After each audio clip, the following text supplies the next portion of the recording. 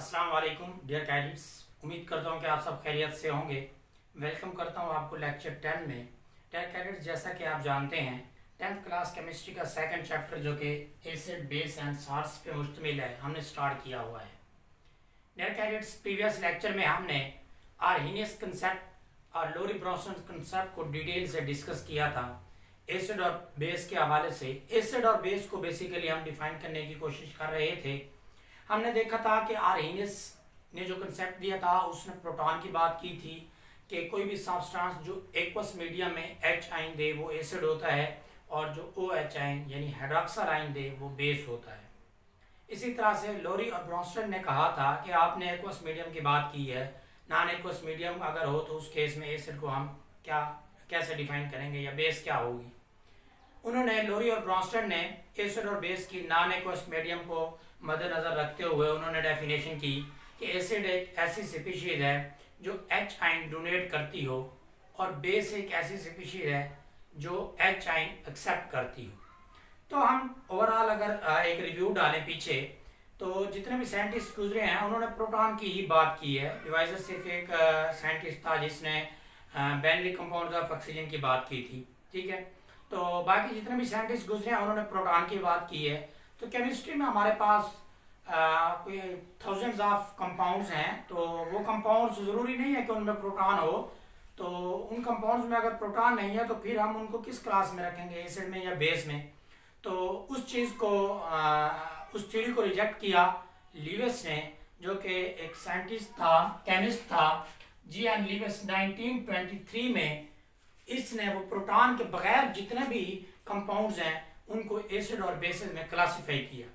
इसने जो थ्योरी पेश की उस थ्योरी की बेसिक्स क्या थी, बुनियादी वजह क्या थी या बुनियाद क्या थी थ्योरी की, वो थी इलेक्ट्रॉन पेयर या इलेक्ट्रॉन पेयर, जिसको हम लोन पेयर भी कहते हैं, इलेक्ट्रॉन पेयर ट्रांसफर।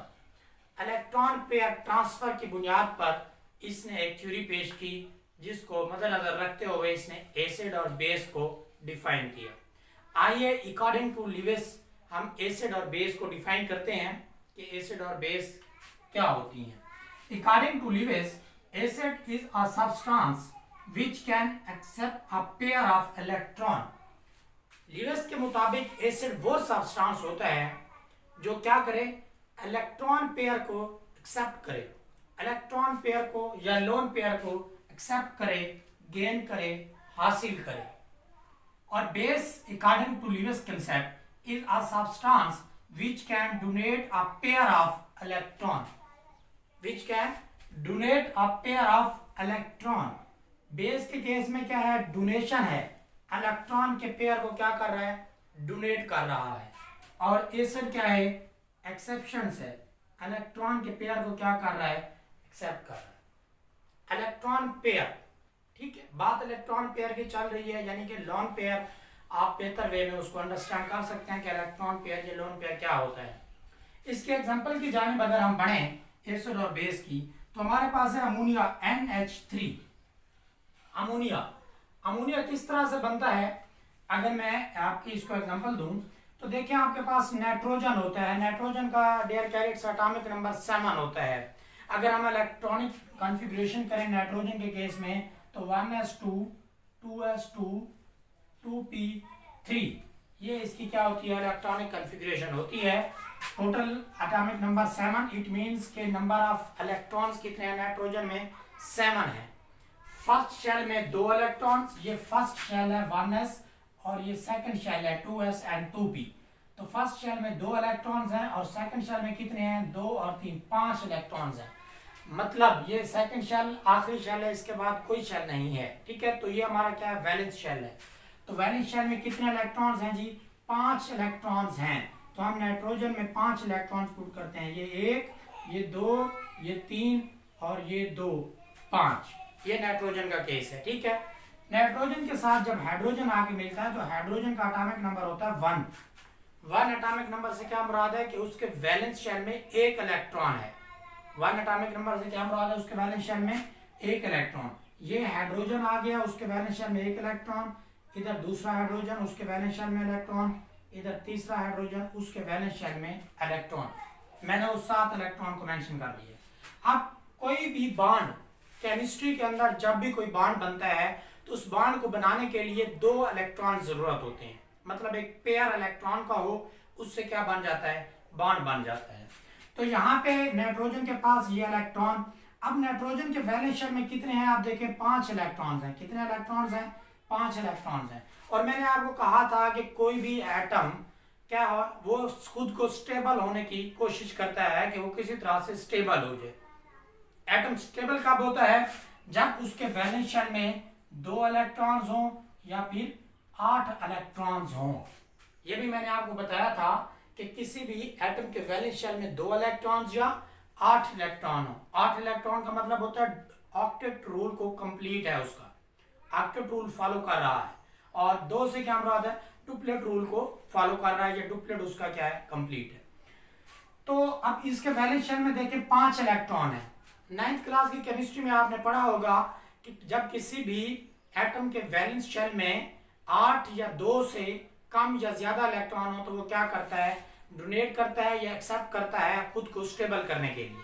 वो भी कंडीशन हमने 9th में डिस्कस की थी कि अगर 1 से 1 2 3 इलेक्ट्रॉन्स वैलेंस शेल में हो, किसी भी एटम के वैलेंस शेल में 1 इलेक्ट्रॉन, 2 इलेक्ट्रॉन या 3 इलेक्ट्रॉन हो, तो वो क्या करेगा, इलेक्ट्रॉन को गेन करेगा, खुद को क्या करने का, सॉरी, इलेक्ट्रॉन को क्या करेगा, वो लॉस करेगा खुद को स्टेबल करने के लिए। इलेक्ट्रॉन को क्या करेगा, लॉस करेगा खुद को स्टेबल करने के लिए। ठीक है, अगर किसी के वैलेंस शेल में 5 6 7 इलेक्ट्रॉन्स हो तो वो इलेक्ट्रॉन गेन करेगा, सराउंडिंग से इलेक्ट्रॉन गेन करके खुद को क्या करेगा, 8 इलेक्ट्रॉन वैलेंस में पूरे करके स्टेबल करेगा। ये तो शायद खैर 9th क्लास का है, आपको इसके बारे में बेटर अंडरस्टैंडिंग होगी। मैंने जस्ट आपके कंसेप्ट को थोड़ा सा रिवाइज करने की कोशिश की है। ठीक है, तो अब नाइट्रोजन के वैलेंस शेल में कितने इलेक्ट्रॉन्स हैं, 5 इलेक्ट्रॉन्स हैं। इसने खुद को स्टेबल करना है, इसको कितने इलेक्ट्रॉन चाहिए, 3 इलेक्ट्रॉन चाहिए, तो इसके वैलेंस शेल में 5 और 3 8 हो जाएंगे। हाइड्रोजन के पास कितना है, 1 इलेक्ट्रॉन है। हाइड्रोजन कहता है कि मुझे अगर मेरे पास 2 हो जाए तो मैं भी स्टेबल हो जाऊंगा। तो वो कहता है कि आपके पास, नाइट्रोजन ने कहा कि आपके पास 1 है, आप मुझे दे दें। हाइड्रोजन कहता है मैं आपको दे दूं, मैं तो बिल्कुल खाली हो जाऊंगा, मेरे पास पहले 1 है। तो ऐसा करते हैं, मैं आपको देता हूं, आप मुझे दें। तो ये क्या कर लेते हैं, शेयर कर लेते हैं आपस में इलेक्ट्रॉन्स को। ठीक हो गया। तो ये वाला जो बॉन्ड है आपके पास, 1 इलेक्ट्रॉन नाइट्रोजन की तरफ से और 1 हाइड्रोजन की तरफ से, इनके बीच एक बॉन्ड बन जाता है, और इनके बीच एक बॉन्ड, इधर भी एक बॉन्ड बन जाता है, तो ये बन जाता है NH3। अब क्या है, हाइड्रोजन भी इस केस में स्टेबल है, नाइट्रोजन भी इस केस में स्टेबल है। और ये जो ऊपर 2 इलेक्ट्रॉन्स फ्री हैं, इन 2 इलेक्ट्रॉन्स को हम क्या कहते हैं, इलेक्ट्रॉन पेयर या लोन पेयर। ठीक है, इन 2 इलेक्ट्रॉन्स या इन 2 इलेक्ट्रॉन्स की जगह पे सिंपली हम नेगेटिव का साइन भी पुट कर देते हैं। नेगेटिव का साइन ये शो करता है कि इसके पास इलेक्ट्रॉन एक्सेस में मौजूद है। पॉजिटिव का साइन अगर हो तो वो क्या शो करता है कि इलेक्ट्रॉन्स की क्या है, डेफिशिएंसी है, कमी है इलेक्ट्रॉन्स की। तो अब इसके पास क्या है, 2 इलेक्ट्रॉन्स हैं, मतलब इलेक्ट्रॉन्स का पेयर मौजूद है। ठीक है, तो ये आपका केस हो गया NH3 का। ये देखें, इधर एक नाइट्रोजन का 1 इलेक्ट्रॉन, 2 3 4 5, और ये क्रॉस वाले जो हैं ये हाइड्रोजन का इलेक्ट्रॉन्स है, मैंने क्रॉस से साइन कर रखा है उनको रिप्रेजेंट। तो ये आपके पास एक स्टेबल क्या बन गया है, मॉलिक्यूल बन गया है, एक स्टेबल मॉलिक्यूल बन गया है। उस मॉलिक्यूल का जो सेंट्रल एटम है N, उसके ऊपर 2 क्या है, इलेक्ट्रॉन्स हैं, जिनको हम पेयर कहते हैं, पेयर ऑफ इलेक्ट्रॉन्स या लोन पेयर भी हम इसे बोलते हैं। दूसरे केस में हमारे पास क्या है, BF3। अब BF3 को एक्सप्लेन करना है कि BF3 के क्या सीन है। BF3 में आप देखें, आपके पास बोरान ट्राइफ्लोराइड, ये बोरान है आपके पास। बोरान का सबसे पहले एटॉमिक नंबर अगर हम देखें तो बोरान का हमारे पास एटॉमिक नंबर होता है 5। ठीक है, बोरान का एटॉमिक नंबर क्या होता है, 5 होता है। इलेक्ट्रॉनिक कॉन्फ़िगरेशन करें, 1s2 2s2 और 2p1। 1s2 2s2 2p1। First shell में कितने इलेक्ट्रॉन्स हैं, 2। सेकंड शेल में, आखिरी शेल जो है वैलेंस शेल, उसमें 2 और 1 3 इलेक्ट्रॉन्स हैं। तो वैलेंस शेल इलेक्ट्रॉनिक कॉन्फ़िगरेशन हमने लिखनी होती है, ये 1 इलेक्ट्रॉन, ये दूसरा इलेक्ट्रॉन और ये तीसरा इलेक्ट्रॉन। ठीक हो गया। इसके साथ फ्लोरीन आके बॉन्ड बनाता है, F, ये दूसरा F, ये तीसरा F। फ्लोरीन का एटॉमिक नंबर क्या होता है, फ्लोरीन का एटॉमिक नंबर 9 होता है। इसका मतलब है फ्लोरीन के वैलेंस शेल में कितने इलेक्ट्रॉन्स हैं? 9 इलेक्ट्रॉन्स हैं। इलेक्ट्रॉनिक कॉन्फ़िगरेशन करें 1s2 2s2 2p, आपके पास क्या हो जाएगा 5 2p5। टोटल 9 इलेक्ट्रॉन पूरे करने थे ना हमने। पहले शेल में 2 और दूसरे शेल में 7 इलेक्ट्रॉन हैं, 5 और 2 7। तो इसके वैलेंस शेल में कितने इलेक्ट्रॉन हैं? फ्लोरीन के 7 इलेक्ट्रॉन हैं। फ्लोरीन स्टेबल नहीं है, क्योंकि स्टेबल होने के लिए कंडीशन थी कि वैलेंस शेल में कितने इलेक्ट्रॉन्स हों? 8 इलेक्ट्रॉन्स हों या 2 इलेक्ट्रॉन्स हों। तो फ्लोरीन के वैलेंस शेल में ये 2 4, ये 2 6 और एक 7, 2 2 4 2 6 और एक 7, 2 2 4 2 6 और एक 7। अब फ्लोरीन की कोशिश है कि ये बोरान से जो है इलेक्ट्रॉन ले, लेकिन बोरान कहता है कि मैंने खुद स्टेबल होना है, मेरे पास कितने हैं? 3 इलेक्ट्रॉन्स हैं, मेरी कोशिश है कि मैं इन्हें 8 कर जाऊं और स्टेबल हो जाऊं। तो इनका भी कंपनसेट ये होता है कि ये आपस में क्या कर लेते हैं? इलेक्ट्रॉन्स को शेयर करते हैं। ये एक बॉन्ड बन गया इन बीच शेयर करते वक्त, ये इसके बीच बॉन्ड बन गया और ये इसके बीच बॉन्ड बन गया। अब अगर हम बोरान के इलेक्ट्रॉन्स गिने तो बोरान के पास ये 2 4 और ये 2 6। बोरान के पास कितने इलेक्ट्रॉन्स हो गए हैं? 6 इलेक्ट्रॉन्स। और फ्लोरीन के पास 2 2 4 2 6 और ये 2 8। तो ये जो शेयर किए गए हैं ये दोनों तरफ गिने जाएंगे, फ्लोरीन की तरफ भी और बोरान की तरफ भी। ठीक है, तो ये 6 इलेक्ट्रॉन्स हैं किसके पास? ब्रोमीन के पास, बोरान के पास, सॉरी बोरान के पास कितने? 6 इलेक्ट्रॉन्स हैं। और चाहिए कितने होते हैं? 8 इलेक्ट्रॉन चाहिए होते हैं स्टेबिलिटी के लिए, स्टेबल होने के लिए। तो इट मींस कि इसके पास इलेक्ट्रॉन की क्या है? डेफिशिएंसी है। कितने इलेक्ट्रॉन्स की? 2 इलेक्ट्रॉन की, यानी कि पेयर ऑफ इलेक्ट्रॉन्स की इसके पास क्या है? डेफिशिएंसी है, या लोन पेयर की क्या है? डेफिशिएंसी है। तो वो लोन पेयर ये कहां से लाता है? अमोनिया के पास लोन पेयर एक्सेस में था, फ्री ठहरा है लोन पेयर, तो ये लोन पेयर अमोनिया दे देता है इस बोरान को, ताकि ये बोरान क्या है? 2 की कमी थी तो वो क्या हो जाए? स्टेबल हो जाए। जैसे ही ये 2 इलेक्ट्रॉन देता है तो आफ्टर रिएक्शन प्रोडक्ट में ये हम एरो इसके बीच में डालते हैं। ठीक है, तो ये क्या है? ये शो कर रहा है कि NH3 ने इलेक्ट्रॉन क्या किए हैं? पेयर इलेक्ट्रॉन का दिया है किसको? बोरान को। ये एरो शो कर रहा है। ठीक है, तो ये आपके पास कोऑर्डिनेट कोवेलेंट बॉन्ड बन जाता है। कोऑर्डिनेट कोवेलेंट बॉन्ड क्या होता है? कि कंप्लीटली इलेक्ट्रॉन का पेयर शेयर हो एक सब्सटेंस से दूसरे सब्सटेंस की तरफ। ठीक है, इलेक्ट्रॉन का पेयर कंप्लीटली शेयर हो। ठीक है, ट्रांसफर हो इलेक्ट्रॉन, सिंगल इलेक्ट्रॉन अगर ट्रांसफर होगा एक सब्सटेंस से दूसरे सब्सटेंस की तरफ तो वो होगा आयनिक बॉन्ड। अगर सिंगल इलेक्ट्रॉन क्या होगा? शेयर होगा, दोनों एटम, एक सब्सटेंस 1 है, एक सब्सटेंस 2 है। सब्सटेंस 1 भी एक इलेक्ट्रॉन दे रहा होगा, सब्सटेंस 2 भी एक इलेक्ट्रॉन दे रहा होगा, दोनों एक दूसरे को इलेक्ट्रॉन दे रहे होंगे, यानी कि शेयरिंग हो रही होगी, तो वो होता है हमारे पास कोवेलेंट बॉन्ड। और जब डबल इलेक्ट्रॉन्स, क्या कंडीशन है? फर्स्ट कंडीशन है कि सिंगल इलेक्ट्रॉन क्या हो? कंप्लीटली ट्रांसफर हो, तो बॉन्ड कौन सा होता है? आयनिक बॉन्ड होता है। ठीक है, सिंगल इलेक्ट्रॉन क्या हो? शेयर हो, दोनों सब्सटेंस क्या है? इलेक्ट्रॉन्स दे रहे हो, तो वो क्या होता है हमारे पास? कोवेलेंट बॉन्ड होता है। और जब पेयर ऑफ इलेक्ट्रॉन क्या हो रहा हो? कंप्लीटली ट्रांसफर हो रहा हो, पेयर ऑफ इलेक्ट्रॉन क्या है? कंप्लीटली ट्रांसफर हो रहा हो, तो उसको हम क्या कहते हैं? कोऑर्डिनेट कोवेलेंट बॉन्ड या डेटिव कोवेलेंट बॉन्ड भी कहते हैं। तो यहाँ पे कोऑर्डिनेट कोवेलेंट बॉन्ड बनता है और इसको हम स्क्वायर ब्रैकेट में रिप्रेजेंट करते हैं और इसका नाम होता है हमारे पास एडक्ट। ठीक है, इसका नाम क्या होता है? इस ओवरऑल कंपाउंड को हम क्या कहते हैं? एडक्ट बन गया है। इसी तरह से आपकी बुक में एक दूसरी एग्जांपल दी गई है, वो एग्जांपल है आपके पास हाइड्रोजन। हाइड्रोजन के वैलेंस शेल में एक इलेक्ट्रॉन होता है, हमने वो एक इलेक्ट्रॉन रिमूव कर दिया जिसकी वजह से हाइड्रोजन पे इलेक्ट्रॉन की डेफिशिएंसी हुई और चार्ज क्या आ गया उस पे? पॉजिटिव का। तो अब ये लोन पेयर जो अमोनिया के पास है, एक दूसरी एग्जांपल मैं डिस्कस करने लगा हूं, बोरान ट्राइफ्लोराइड के केस को हमने डिस्कस कर लिया, उसको अब मैं छोड़ देता हूं। तो अब ये लोन पेयर अमोनिया क्या करता है? ये डोनेट कर देता है हाइड्रोजन को और आपके पास क्या बन जाता है? N और ये 3H और उसके साथ ये इलेक्ट्रॉन ट्रांसफर हुए हैं हाइड्रोजन को और ये एडक्ट बने। ये जो पॉजिटिव चार्ज था ये ओवरऑल उस पर आ जाएगा। ठीक है, ओवरऑल आपके पास क्या बन गया है? NH4 बन गया है। ठीक है, अमोनियम बन गया है। आपने अगर देखा हो NH4 अमोनियम, तो उस पे ऑलवेज क्या होता है? पॉजिटिव चार्ज होता है। ठीक है, तो ये भी आपके पास एक क्या बन गया है? एडक्ट बन गया है। ठीक हो गया, यहां तक समझ आ गया, एग्जांपल्स को हमने डिस्कस किया है। ठीक है, कि जब कोई भी सब्सटेंस पेयर ऑफ इलेक्ट्रॉन या लोन पेयर को ट्रांसफर करे अपने से दूसरे सब्सटेंस की तरफ, तो उस केस में जो एडक्ट बनता है, जो कोऑर्डिनेट कोवेलेंट बॉन्ड बनता है, वो हमारे पास क्या होता है। अब इसमें आप देखें कि आपके पास एसिड कौन सी सब्सटेंस है और बेस कौन सा है।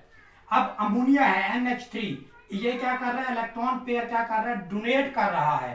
तो जो डोनेट करता है वो क्या होता है, is a substance which can donate a pair of electron, base होती है। जो इलेक्ट्रॉन पेयर को डोनेट करे वो क्या होती है, बेस। तो इस केस में अमोनिया बेस है।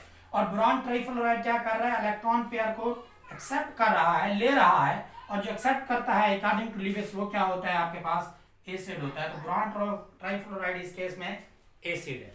ठीक हो गया। नेक्स्ट लिविस एसिड और लिविस बेसिस की कुछ एग्जांपल्स हैं, वो भी आपको मैं बता देता हूं कि कौन से सब्सटेंस स्पीशीज क्या है वो एक्ट करेंगे हमारे पास एज अ लिविस एसिड या लिविस बेस के तौर पे। ठीक है, उसको देख लेते हैं हम जी। डेकार्टेस वो कहता है कि molecule in which the central atom have incomplete octet act as a Lewis acid. कोई भी मॉलिक्यूल हो, उसका जो सेंट्रल एटम है उसके पास क्या हो, इनकम्प्लीट ऑक्टेट हो, डेफिशिएंसी हो इलेक्ट्रॉन की, इनकम्प्लीट ऑक्टेट हो। जैसा कि बोरॉन ट्राइफ्लोराइड का केस था, इसके केस में कितने इलेक्ट्रॉन्स थे, फ्लोरीन के साथ मिलाने के बाद 6 इलेक्ट्रॉन थे। ऑक्टेट कंप्लीट कब होता है, जब 8 इलेक्ट्रॉन्स हो। तो इसको ऑक्टेट क्या है, इनकम्प्लीट है, सेंट्रल एटम बोरॉन है। ठीक है, मॉलिक्यूल है बोरॉन ट्राइफ्लोराइड, सेंट्रल एटम में कितने इलेक्ट्रॉन्स हैं, 6 इलेक्ट्रॉन्स हैं। ऑक्टेट कंप्लीट होने के लिए 8 इलेक्ट्रॉन जरूरत होते हैं।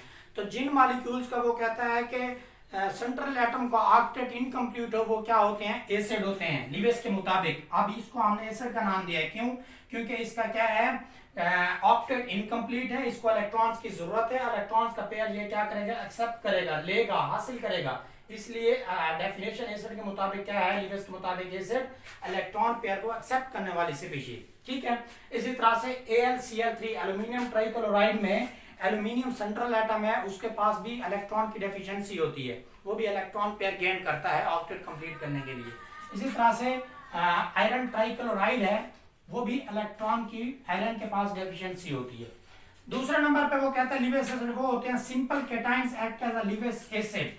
Simple cations for example silver ion है आपके पास, या हाइड्रोजन आयन है, इनके पास भी डेफिशिएंसी होती है। हाइड्रोजन के पास 1 इलेक्ट्रॉन होता है, वो भी हमने निकाल लिया है, हमने उसको प्लस में कन्वर्ट कर दिया है, तो उसके पास पूरे 2 इलेक्ट्रॉन उसको क्या है, जरूरत है, यानी पेयर ऑफ इलेक्ट्रॉन को लेने की कोशिश कर सकता है। जबकि आपके पास क्या होते हैं, ये जो आयंस है पोटाशियम, सोडियम, कैल्शियम, ये भी कीटाइंस हैं, लेकिन इनकी एबिलिटी नहीं होती इलेक्ट्रॉन्स को गेन करना। क्योंकि आप देखें सोडियम का एटॉमिक नंबर होता है 11, उसमें से हमने प्लस का साइन दिया हुआ है, मतलब 1 इलेक्ट्रॉन उसमें से क्या हो गया है, निकल गया है। बाकी कितने इलेक्ट्रॉन्स बचे हैं, 10 इलेक्ट्रॉन्स बचे हैं। जब इलेक्ट्रॉनिक कॉन्फ़िगरेशन करते हैं तो 1s2 2s2 2p6, फर्स्ट में 2 और सेकंड शेल में 8 इलेक्ट्रॉन्स हैं, 6 और 2 8। वैलेंस शेल है, ये वैलेंस शेल में 8 हैं, इट मींस कि इसका ऑक्टेट कंप्लीट है, इसको इलेक्ट्रॉन्स की कोई जरूरत नहीं है। तो पोटाशियम का भी यही केस है, कैल्शियम का भी यही केस है, इनके ऑक्टेट क्या होते हैं, कंप्लीट होते हैं। तो ये भी कीटाइन, उसने बात किया ना कि simple ketene act as a Lewis acid, तो ये भी सिंपल कीटाइन है, ये भी सिंपल कीटाइन है, लेकिन एक्सेप्शनल है कि ये कीटाइन क्या करते हैं, इलेक्ट्रॉन को पेयर एक्सेप्ट नहीं करते और लिविस एसिड के तौर पे एक्ट नहीं करेंगे। लिविस बेसिस के हवाले से अगर हम देखें, neutral species having at least 1 lone pair of electrons, वो कहता है कोई भी न्यूट्रल हमारे पास मॉलिक्यूल हो जिसके पास लोन पेयर ऑफ इलेक्ट्रॉन हो। फॉर एग्जांपल हमने अमोनिया की बात की थी NH3 की, उसमें देखें आप लोन पेयर है आपके पास, इधर मैंने एग्जांपल में लिखा हुआ है NH3, ऊपर मैंने माइनस लिखा हुआ है। माइनस का चार्ज क्या शो कर रहा है कि इलेक्ट्रॉन की एक्सेस है, इसके पास पेयर ऑफ इलेक्ट्रॉन मौजूद है, लोन पेयर मौजूद है। तो NH3 NH2 एमाइड है और अल्कोहलिक ग्रुप है, अल्कोहलिक ग्रुप में ऑक्सीजन के पास लोन पेयर्स होते हैं 2। ठीक है, तो इस तरह से ऐसे न्यूट्रल स्पीशीज जिनमें एटलीस्ट 1 लोन पेयर हो, वो क्या लिविस बेस होती हैं, क्योंकि जब लोन पेयर होगा तो वो लोन पेयर को क्या करेंगी, डोनेट करेंगी। तो जो डोनेट करती हैं वो क्या कहलाती हैं, Lewis base. Negatively charged species are anion. अब कैटाइन क्या थे, लिविस एसिड थे, क्यों, क्योंकि कैटाइन के पास इलेक्ट्रॉन्स की डेफिशिएंसी थी, जिनके पास इलेक्ट्रॉन की डेफिशिएंसी हो वो इलेक्ट्रॉन एक्सेप्ट करते हैं, और जो एक्सेप्ट करें वो एसिड होते हैं। और नेगेटिवली चार्ज स्पीशीज, नेगेटिव जिनके ऊपर चार्ज होगा उसका क्या मतलब है कि इसके पास इलेक्ट्रॉन एक्सेस में है। तो जिसके पास इलेक्ट्रॉन एक्सेस में होंगे वो इलेक्ट्रॉन डोनेट करेगा, और जो डोनेट करते हैं वो बेसिस कहलाते हैं। तो इसमें साइनाइड ग्रुप है, क्लोराइड आयन है और हाइड्रोक्सल ग्रुप है। ठीक है, उन पे नेगेटिव चार्ज है, इट मींस कि उनके वैलेंस शेल में इलेक्ट्रॉन एक्सेस में मौजूद है, जो कि डोनेट करने की ये एबिलिटी रखते हैं। तो ये आपके पास क्या है, लीवियस एसिड और लीवियस बेसिस थी। ठीक है, इसकी हम ये एग्जांपल्स हैं। ठीक है, जनरल मतलब ओवरऑल कंपाउंड्स की क्लासिफिकेशन में से। तो ये जनाब लीवियस ने जो है ना कंसेप्ट दिया था, उसने ऐसे कंपाउंड्स जिनमें क्या था, हाइड्रोजन नहीं था, जिनमें विदाउट हाइड्रोजन, जैसा कि बोरॉन ट्राइफ्लोराइड का केस है, BF3 है, इसमें देखें आपको प्रोटॉन नजर नहीं आ रहा, लेकिन उसने इसको क्या किया है, एसिड का नाम दिया हुआ है। ये था आपका लीवियस कंसेप्ट। होमवर्क आपको दिया गया है, उम्मीद करता हूं कि आपको ये समझ आ गया होगा।